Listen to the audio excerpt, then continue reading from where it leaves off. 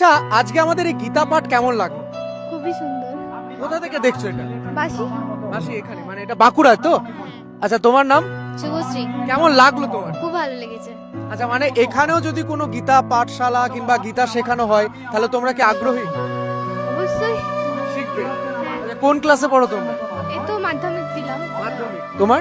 মাধ্যমিক দিলাম। দেখছো, মাধ্যমিকের মেয়েরা এখন গীতা পাঠ শুনতে আসছে। আপনারা শুনতেই পাচ্ছেন এখানে গীতা পাঠ চলছে। আচ্ছা, এখানে গীতা পাঠ চলছে তো? এখানে গীতা পাঠ চলছে তো? হ্যাঁ। তো গীতা পাঠের আসরে এই দুটো মেয়ে অর্থাৎ এখানকারই বাসিন্দা এসছে, তারাও আজকে শুনে প্রচন্ড পরিমাণে আনন্দিত হয়েছে। আনন্দ পেয়েছো তো তোমরা? আরো চাও যে এরকম বাঁকুড়া এবং বিভিন্ন জায়গায় তোমাদের এখানে হোক? অবশ্যই। অবশ্যই অবশ্যই। আচ্ছা, এর আগে তোমরা কেউ গীতা শুনেছিলে? এটাই ফার্স্ট টাইম আমাদের। First time. আচ্ছা, তোমরা গীতা পাঠ করবে তো তাহলে? মানে চেষ্টা করবে তো একটাও শ্লোক? আগে করতাম, এখন অবশ্যই চেষ্টা করব। অবশ্যই চেষ্টা কিন্তু করতেই হবে।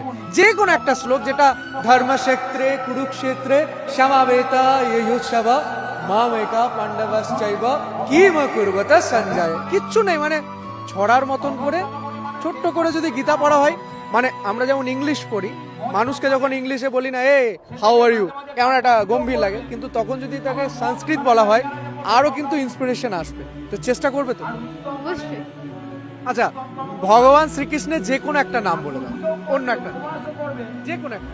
কেশব, তুমি? যে কোনো একটা। গোবিন্দ।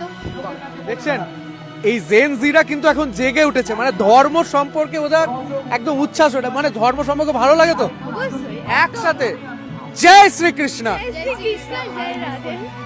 রাধে রাধে। দেখাবে নতুন কোন এপিসোড নতুন কোন সফরে।